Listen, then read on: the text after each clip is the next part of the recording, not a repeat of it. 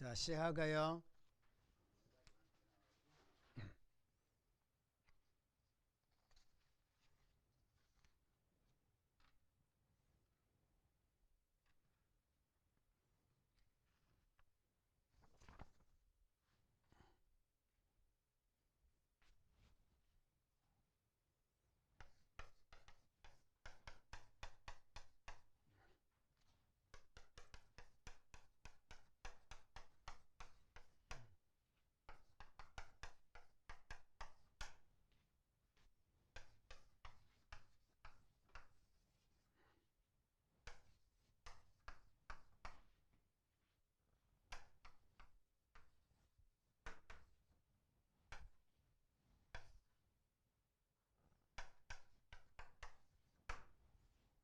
시작할까요?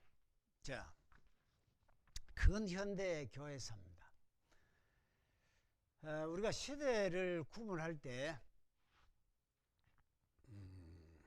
교회사에서는 예수님 사후에서 590년까지를 초대교회입니다.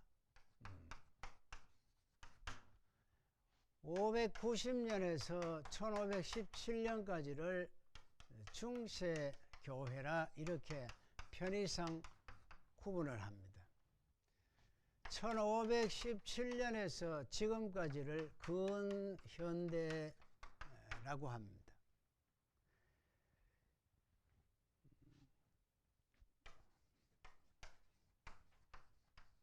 모던이라 하면 영어사전에 이걸 근대라 하기도 하고 현대라 하기도 하고 이렇게 하는데 이 통틀어 근현대라고 말합니다. 어디서부터 딱 잘라가지고 근대라 하고 현대라 하느냐 이건 참 곤란합니다. 그래서 이걸 이제 현대하면 근대고 근대하면 현대고 같이 맞물려 들어갑니다. 그런데 이제 근대로 딱 들어서면은 사상사적으로 하나의 특징을 갖습니다. 그게 뭐냐 하면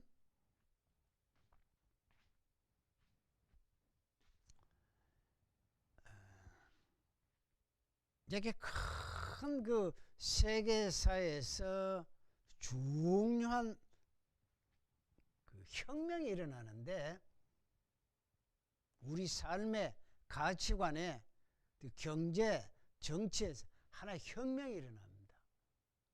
이걸 산업혁명이라 합니다.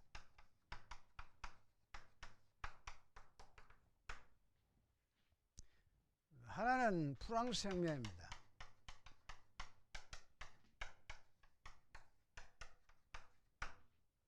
이 두 요소를 부인할 수 없습니다. 이게 근현대를 구분하는 큰 그 사고입니다. 이걸 기점으로 해서 근현대로 딱 근현대 그 중세로부터 근현대로 갈라지는 계기가 됩니다.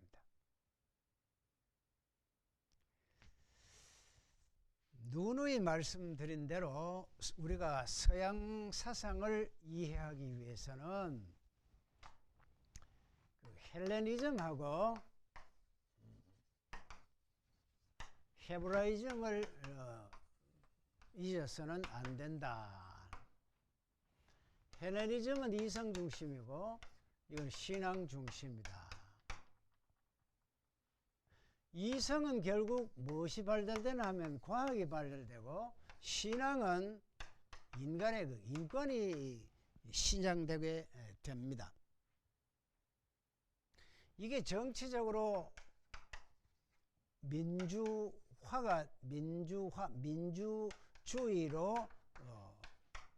발전하게 되고 이것은 경제적인 하나의 풍요를 가져오게 됩니다. 그 결과가 그게 바로 산업혁명입니다.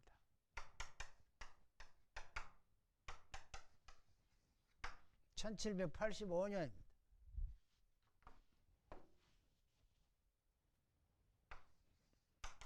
거의 동시대에 이게 두 개가 같이 일어나게 되죠. 산업혁명은 대량 생산에 이 결국 경제 발전이고, 이 프랑스 혁명은 짐이 곧 국가다 하는 데에서부터 시민이 주인이다 하는 시민의식입니다. 이 정체입니다.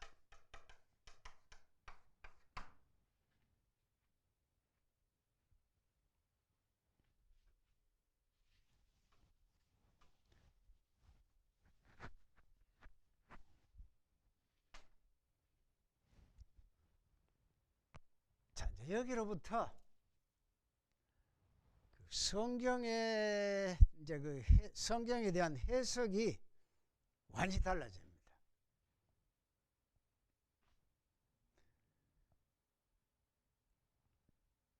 그러니까 이 풍요하고 인간이 그 인권을 신장하게 되니까 인간이야말로 이제 하나님 없이도 살 수 있는 능력을 갖춘 그런 존재다. 하나님의 간섭을 받을 수 없다 하는 그런 이제 의식이 자연적으로 이렇게 생겨납니다. 그러니까 이제 오늘날 오면 유럽 쪽에 교회가 텅텅 빌잖아요. 교회가 맥주집 되고요. 교회가 그 재미없습니다. 젊은 사람들이 교회 안 나갑니다. 아마 그게 이제 우리나라에도 그리 될 겁니다. 교회가 텅텅 빌 때가 올 겁니다. 성경 구질구질하게 안 봅니다. 재미 좋은 거 다른 거 많은데 뭐 저 시대에 맞지 않는 그 성경 보겠습니까? 시대가 자꾸 그럴 때거든요. 그게 뭐냐? 이거 때문에 그렇습니다. 하나님 없이도 우리가 법을 만들어 가지고 우리가 법 잘 지키고 또 하나님 없이도 경제적인 풍요를 가지고 이 편하게 잘 활용을 하면 과학을 가지고 얼마든지 수명 연장을 할 수도 있고 이 질서를 통해서 지상낙원을 만들 수 있다. 인간 본위의 생각을 하게 되는 겁니다. 그리고 하나님은 우리 그저 도와주면 되는 것이지 우리가 하나님의 복종할 필요가 없다. 이런 사상이 이제 근현대 사상의 하나의 특징을 갖고 있습니다.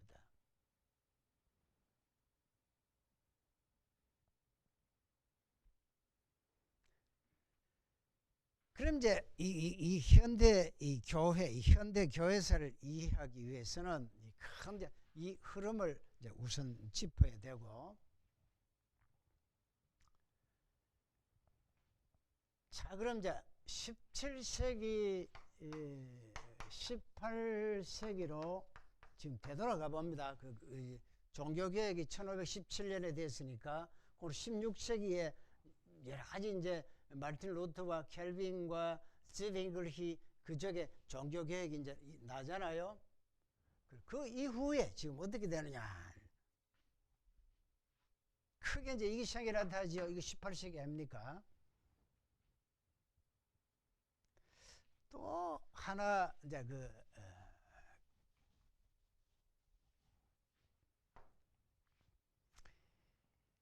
인간들의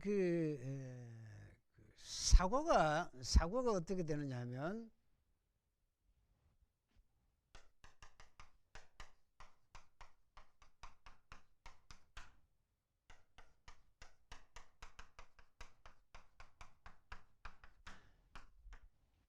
이게 아주 중시하게 됩니다.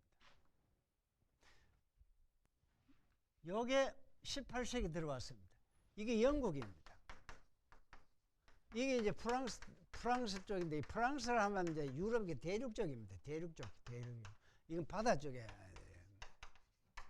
대륙 함대련하고 영국의 그 경험주의하고 이 인간 사고방식의 철학의 하나의 주류를 이룹니다. 그럼 이전에는 어떻게 됐노? 모두 하나님 중심이잖아요. 하나님. 비근한 예를 하나 들어볼까요?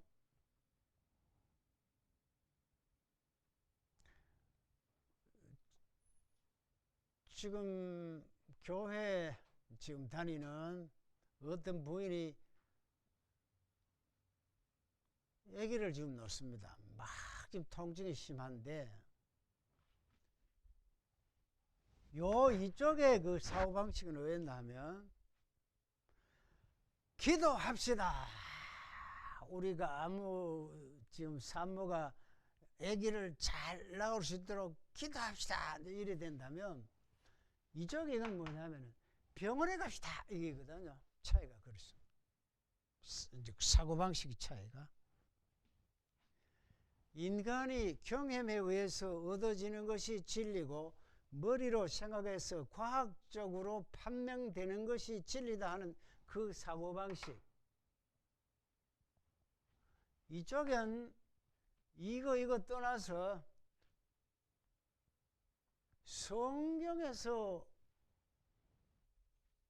지구가 이래 되었다고 말하면 삼층천에 그 하늘이 있고 하늘이 있고 땅이 있고 저 지옥이 있고 이제 이런 식으로 삼층천에 그걸 이야기했으면 그걸 그대로 믿어야 된다.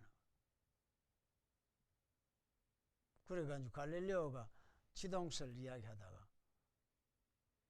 파문당했잖아요. 이거는 굉장히 과학적이고 합리적인 사고방식이라면 비과학적인 요소가 있었더라 이 말입니다. 점점 이쪽으로 사고방식이 바뀝니다. 따라서 교회는 어떻게 되느냐? 성경을 어떻게 보느냐?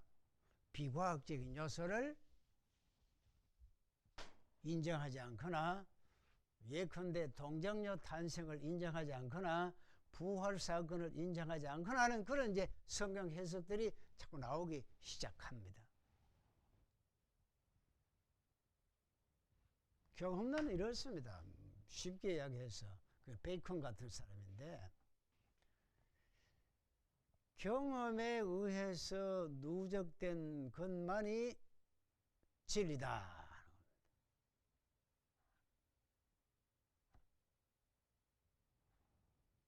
합리론 하는 건 뭐냐면 머리로 생각해서 더 이상 의심하려야 할 수 없는 그것이 바로 진리다 하는 겁니다. 그 다음에 이제 경험론하고 이 합리론하고 이 경험론하고 합리론인데 여기 대표적인 사람이 베이컨입니다. 여기 대표적인 데카르트입니다.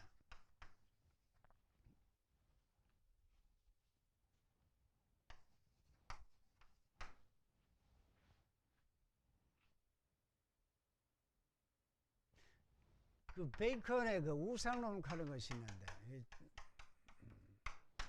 이 책에 보면 세상 사람들 지금 흙을 보고 그게 맞다고 생각하고 있다. 그 우상. 그 우상이 뭐냐면 어릴 때부터 귀로 자꾸 들어왔기 때문에 그게 그런갑다. 한 예를 들면 이렇습니다. 우리 어릴 때 비가 어떻게 오느냐. 비는 위에 선녀들이 놀다가 오줌 삿뿌리니까 그게 쫙 떨어지는 것이 비다. 어릴 때부터 그 동화 속에서 그런 이야기가 자꾸 전해진다면 그게 듣고 쇠뇌가 되고 그대로 믿어버리는. 이게 지금까지 교회에서 말하던 그런 가르침이었다는 겁니다. 이게 우상이라는 겁니다. 그러니까 이 우상에서 벗어날 수 있는 길은 하나하나 실험 관찰을 통해서 얻어지는 것만이 진리라고 인정하자. 그건 경험론입니다.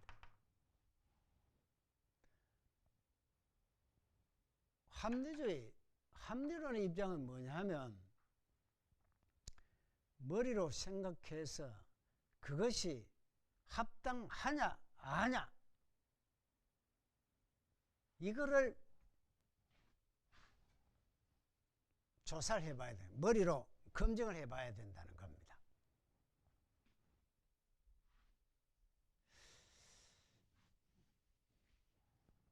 그래서 경험론하고 합리론하고 서로 자꾸 싸웁니다.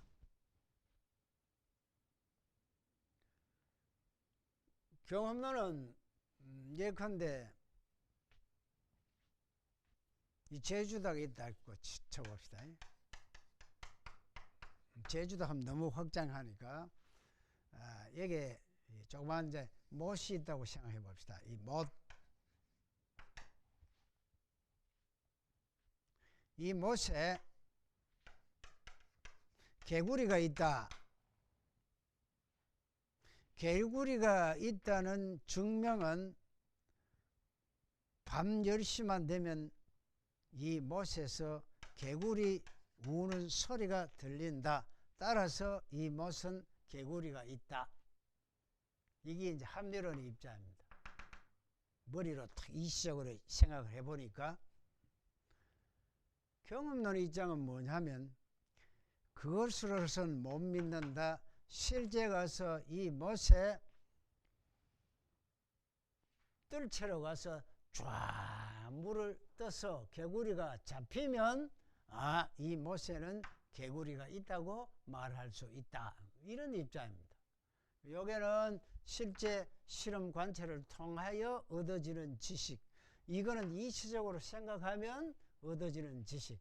이걸 서로 싸웁니다. 그래서 나중에 칸트가 나와서 경험론의 맹점은 이거 하나하나를 처음 실험하려고 하니까 이게 맹점이고, 합리론의 맹점은 뭐냐 하면 사고하는 그 머리 자체가 고장이 나면 안 되는 것인데 이거는 생각 안 했다.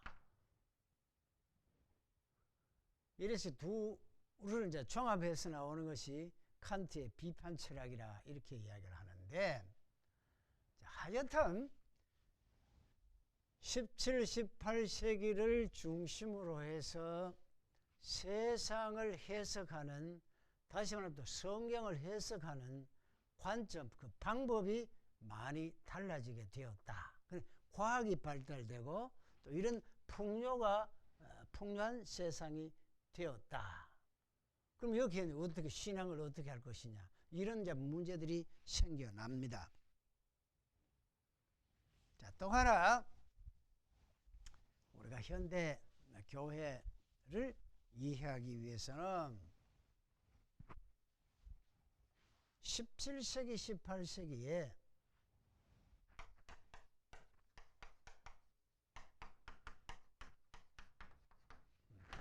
지리적 발견입니다.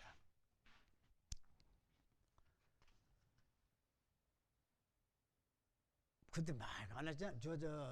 1492년입니까? 그때는 그 콜럼버스가 뭐 인도양입니까? 그 발견하고 하여튼 그 많이 가서 신천지를 발견하게 됩니다.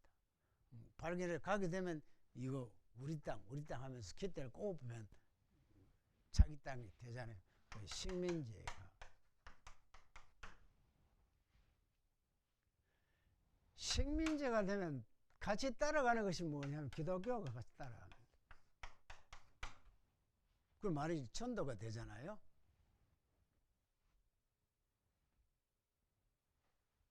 그럼 이제 식민지 기독교 전도가 될 때 그 내용이 무엇이냐 하는 이 문제가 또 신학적으로 벌어지게 됩니다. 예를 들어서 영국이 이제 프랑스나 저 아프리카 신대륙을 발견해서 갈 때 다이아몬드 이게 많은 지역 같거든요. 그걸 다 심하게 도둑질한 거 아닙니까? 패가지고 가져오고, 그러고 이제 하나님의 축복이라 그러면서 전달하거든요. 그럼 기독교인들이 그 도둑질 해오고 또 전달하면서 예수를 전하고, 그럼 현실적으로 어떻게 되느냐, 옳게 복음이 전해지느냐, 이런 문제가 나오게 되죠.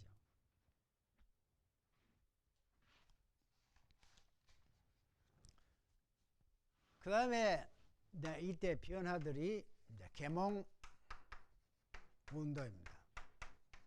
이제 계몽주의라고 말을 하는데,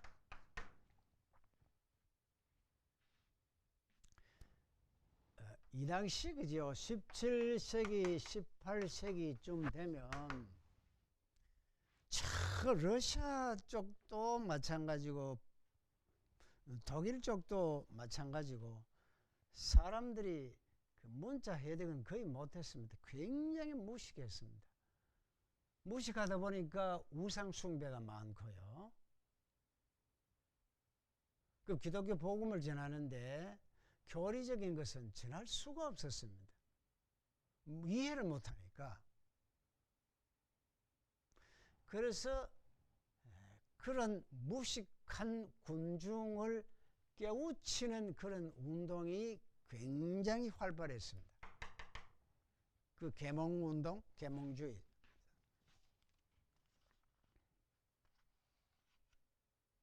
그 다음에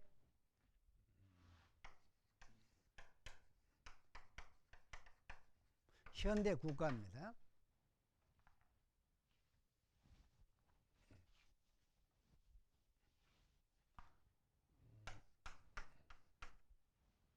현대 국가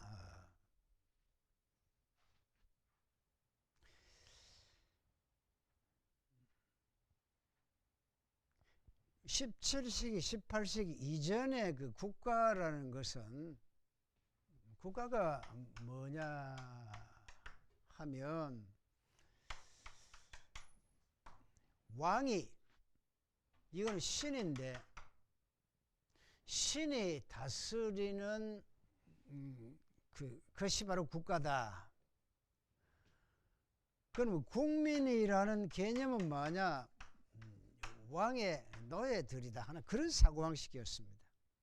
그러다가 프랑스 혁명을 계기로 국민이 주인이라는 의식, 이 왕 개념은 국민을 봉사하는, 우리가 권력을 잠시 당신에게 맡겨준 것 뿐이다 하는 민주주의 국가가 많이 나오게 됩니다.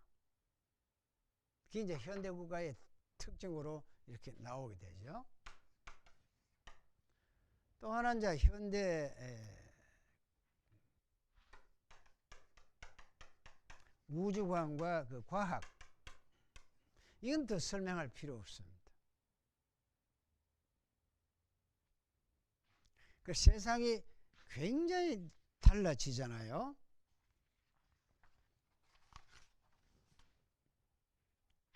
그 다음에 또 이제 현대의 변화가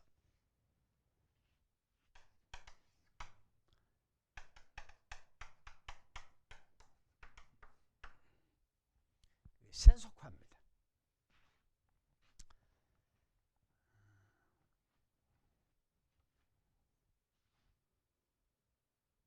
세속화는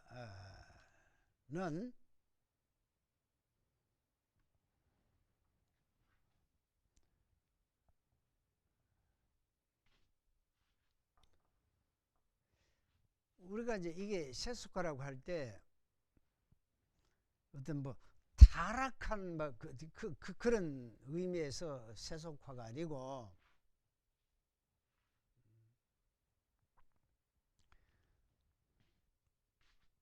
자 보세요. 유럽 쪽에 주로 이제 국가라고 하면, 이 국가는 기독교 국가입니다.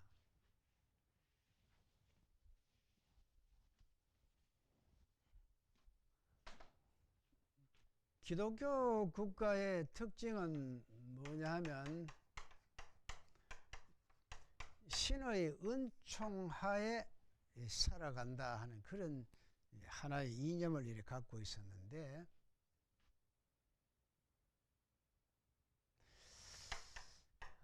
1919년도에 소련의 예를 들면 그 볼셰비키 혁명이 일어납니다.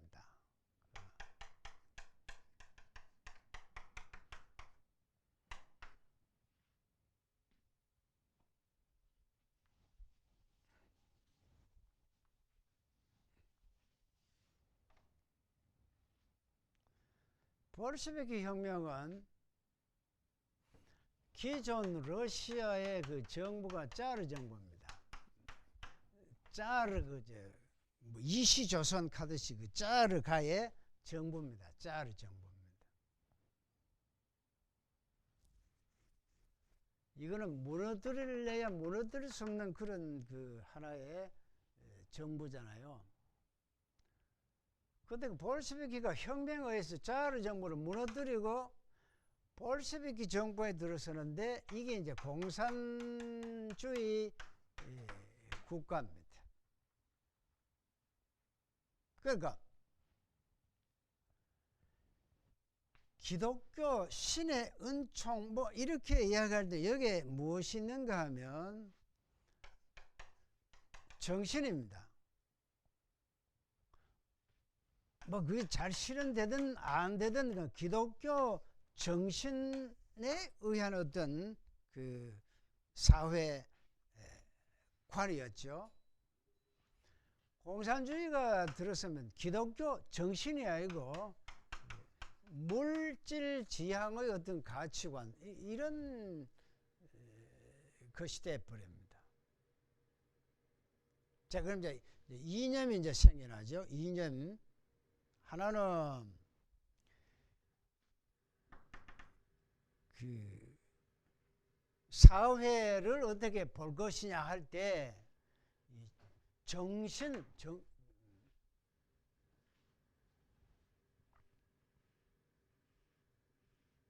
자, 그럼 조금 이제 그거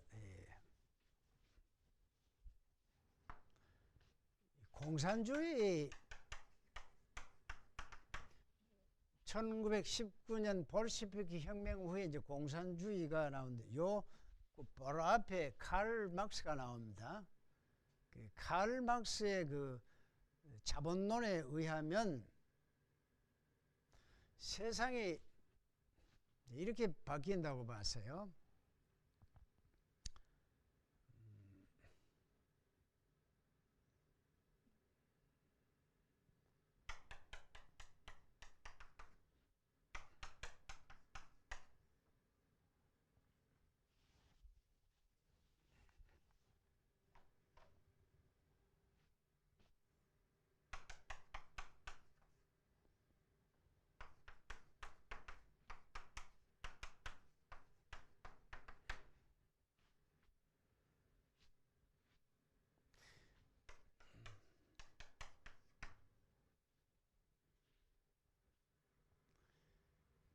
그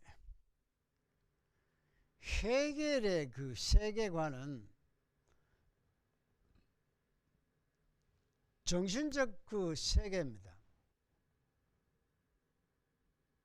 칼 막스의 그 세계관은 물질적 세계관입니다. 이게 지금 상당히 어려우시는데,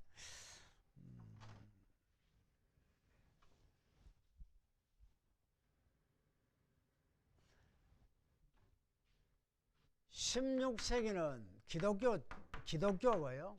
17, 18세기 오면 점점 기독교 문화에서 인간 중심 문화로 이렇게 변해 오는데, 그 다음에 막 철학자들이 이제 나타납니다. 칸트가 나타나고 헤겔이 나타나고 뭐 이렇게 나타나는데, 이런 사람들이 이제 기독교인입니다. 기독교인이면서 성서를 어떻게 해석해 나올 것이냐, 역사를 어떻게 해석할 것이냐, 이런 이제 그 이성적인 판단이 막 나오기 시작합니다. 말하자면 신학이 굉장히 발전돼 나가죠. 헤겔의 입장은 이 세상이 인간의 자유라는 개념이 노예 시대에는 왕 한 사람이 자유를 누립니다. 정신문화를. 봉건 시대는 그 소수만이 그 자유를 만끽합니다. 그러다가 자본주의 사회가 오면 조금 다수, 이거는 소수고 다수가 자유를 만끽합니다. 나중에 가면 완전한 그 세계가 오는데, 그 세계에서는 절대 다수가 정신적 자유를 누리는 그 시대가 온다. 그래서 뭐냐면 정반합 이래서 최종적으로 이 경지에 이르게 된다. 그 역사라는 것은 항상 이렇게 발전해 간다 하는 그 사관을 갖고 있었습니다. 그런데 칼 막스는 어디에다가 초점을 뒀나 하면, 자유가 아니고 자유고 정신이고 그래도 상을 굶고 버리면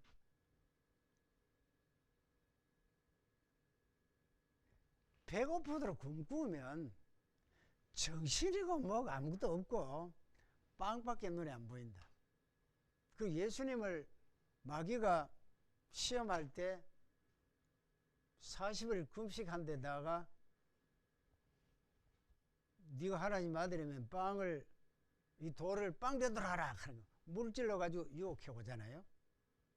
사람이라는 것은 먹는 것, 빵 문제가 굉장히 중요하지, 빵이 해결되고 난 후에 정신이 있다. 상당히 일리 있는 말입니다. 우리가 흥부 놀부 다루잖아요. 놀부는 아주 심술 굽고 인권 탄압하는 그런 자로 등장하고, 흥부는 아주 선한 사람으로 등장하는데, 죽여려 가지고 자꾸 형수가 이쪽 때리니까 또 이쪽 때리달라 이러는데, 이게 오늘날 관점에서 볼 때는 인권 침해지만은 옛날 그 당시는 그게 인권 침해 아닙니다. 왜냐하면 요 한 잘 때리주마, 국이 붙으니까, 밥이 붙으니까 경제 문제가 해결되잖아요. 이쪽 또 때려달라 하는 겁니다. 빵 문제가 우선이잖아요. 빵 문제, 못 살 때. 그런 관점에서 칼 막스가 봤습니다.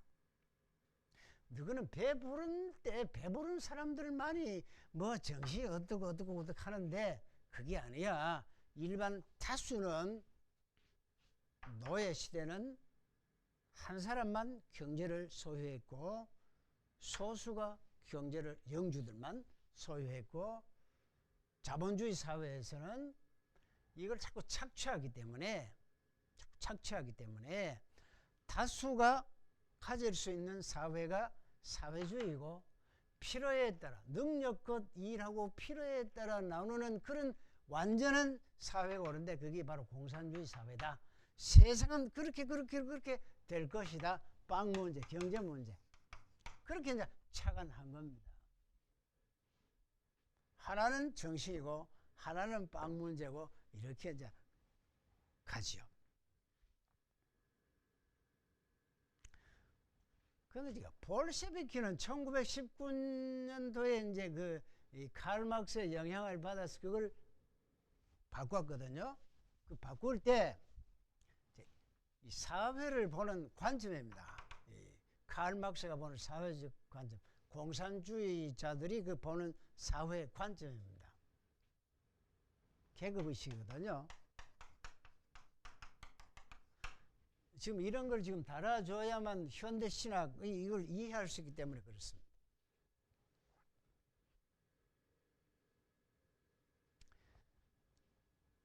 계급이 있다 이렇게 봐요.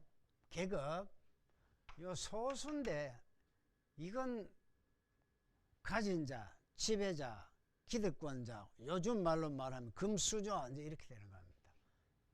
기득권층, 뭐 부르주아, 계급. 절대 다수는 피지배 계급인데 흑수저. 태어날 때부터 그걸 갖고 난다. 이거 프롤레타리아.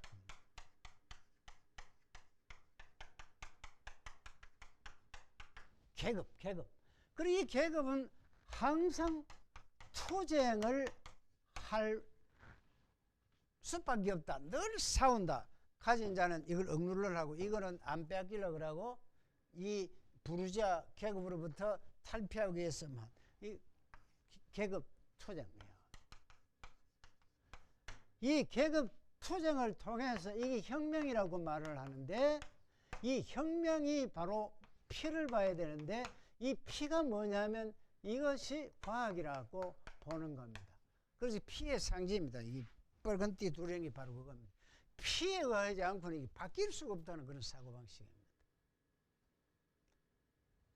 이게 칼 막스가 갖고 있는 그 근본적인 사회 구조관입니다.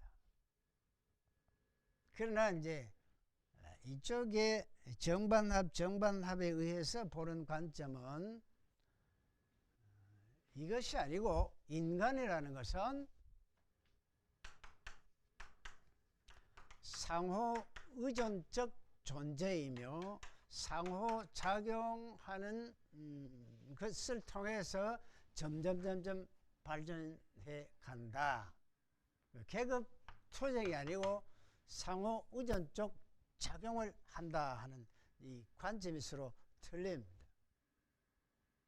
그래서 지식을 통해서 교육을 통해서 자꾸만 개봉되고 하면 서로 협조하도록 되어 있구나. 이걸 착취하게 되면 일을 더 얻게 하게 되고 그러면 생산이 떨어지게 되고 이들도 환경을 줘야 되고 인권을 보호줘야 되고 서로 같이 살아야 된다. 이게 노동조합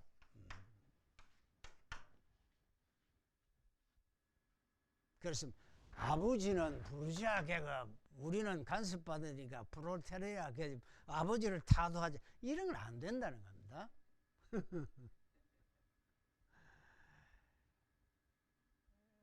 그래서 이제 이 계급 의식은 상당히 위험한 것이다.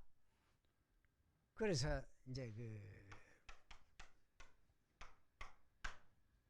사람이 존중받는 사회 할 때 그 우리나라의 정치 지금 서울시장 사람 또 지금 야당의 문재인 그분이 사람이 존중받는 사회 이렇게 할 때 이게 오해를 사는 것이 뭐냐면 북한의 그 주체 사상에서 사람이라고 할 때는 프롤레타리아 계급만을 사람이라고 그 외 이 계급은 사람이라고 인정하지 않는다 하는 뜻에서 사람하면 프롤레타리아 계급이니까 이 속에 계급의식적인 그 공산주의적 인간관을 갖고 있지 않느냐 하면서 그렇게 오해를 사고 있죠.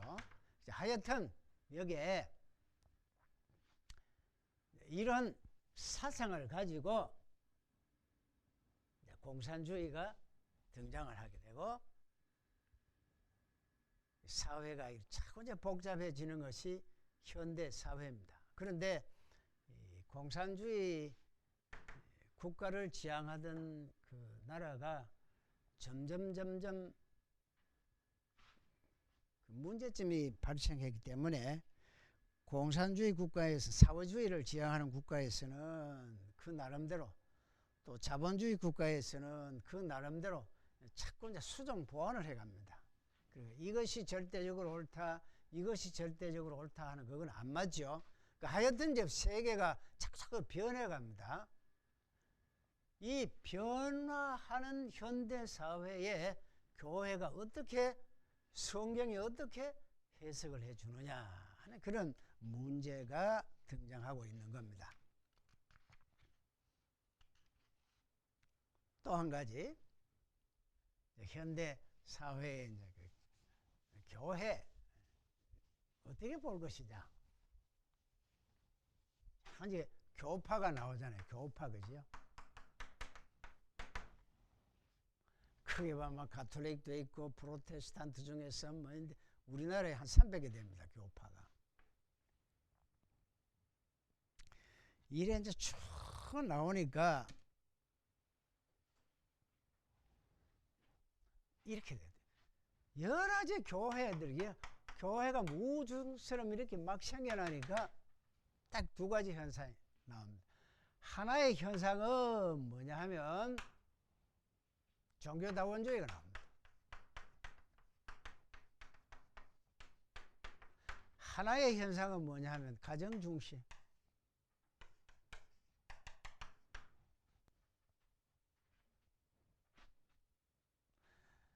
아유, 교파끼리 저 중세 이후에 뭐 가톨릭, 개신교 막 30년 전쟁 일어나고 종교 전쟁이 뭐 100년간 계속되고 이런 거 그 다 부질없는 짓들이야. 이 세분화된 전문화된 현대 사회는 모든 종교를 다 인정해 주자. 구원이 어디 뭐 기독교만 통해서 있느냐? 불교를 통해서 이슬람을 통해서도 모든 종교를 통해서 다 구원될 수 있다는 종교다원주의 이제 현상이 쭉 벌어지게 됩니다. 그리고 굳이 교회 뭐 가서 충성 봉사하고 교회 중심으로 뭐 살 거 있느냐? 가정이 중요한 것이지. 1년에 딱 한 번 가면 돼. 크리스마스 때. 그 가정이 중요해. 이런 이제 풍토로 이렇게 돼 갑니다. 오늘 현대 교회의 특징이. 그래 교회가 뚱뚱 비잖아요. 젊은 사람 교회 잘 안 오고요.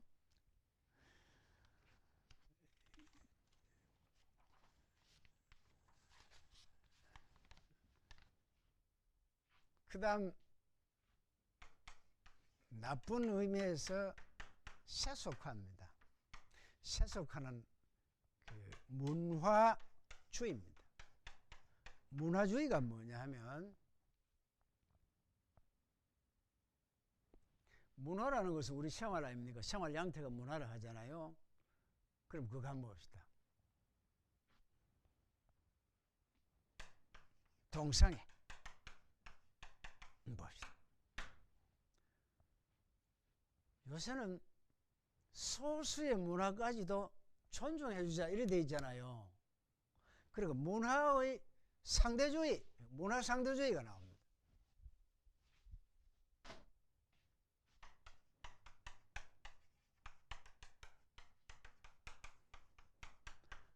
과거에는 뭐냐면 문화 절대주의입니다.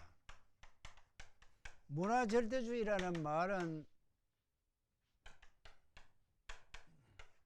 좋은 문화가 있고 나쁜 문화가 있다 이 말이거든요. 문화 상대주의는 보편입니다. 똑같다는 말이에요. 그리고 서로 존중하자는 말입니다. 이건 나쁜 문화, 좋은 문화가 있기 때문에. 요새는 참 이거로 나갑니다. 참 상대주의로 나갑니다. 이걸 다른 말로 말하면 포스트 모더니즘이라고 하는 이게 포스트 모더니즘.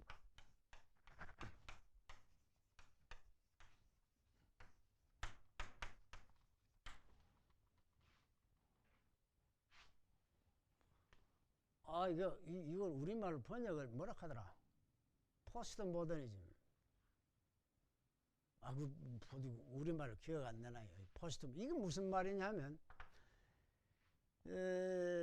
기준되는 하나의 그 기준이 없다는 겁니다. 도덕이고 가치관이고 일정 기준이 없다는 겁니다. 지 좋으면 다 존경하는. 이게 포스트 모더니즘입니다. 오늘 젊은 층의 그 사고방식들이 그렇잖아요.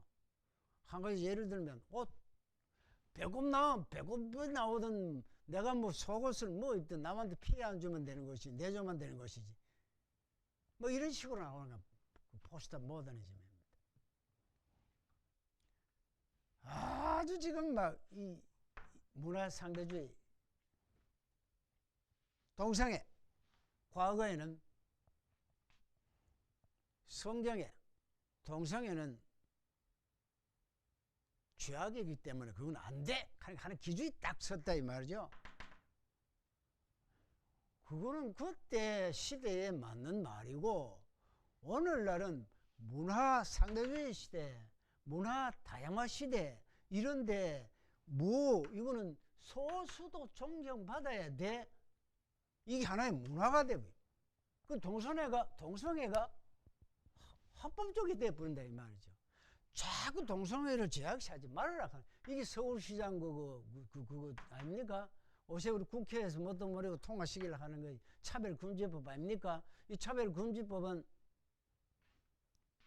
노르웨이에서는 기독교 국가인데도 불구하고 이게 다 됐대요. 동성애가 합법화가 됐답니다.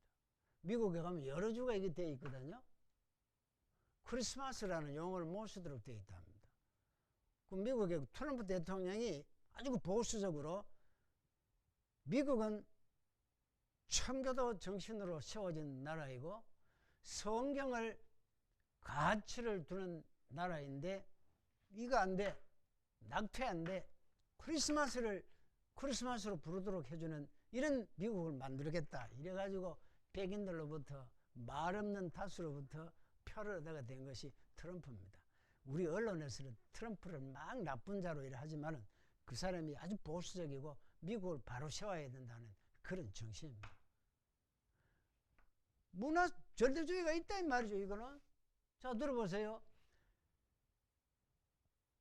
북한은 인권을 침해하잖아요. 김정일이라는 제학자가 자기 고모까지 처형시키고 밑에 장관들 보면 무릎을 꿇어가지고 그 지시받고 하잖아요. 마음에 안 들면 막 처단시키는 그런 사회, 인권이 침해당하는 그런 사회의 어떤 문화가, 그것도 생활 형태이기 때문에 그 문화는 문화대로 존중해 줘야 된다? 안 되잖아요. 그거는 문화의 차별이 있습니다. 인권을 침해한다든지, 저 고대적의 왕족, 왕이 바로 신하라든지, 그래서 독재를 막 하는 그런 문화는 배제되어야 되는 겁니다.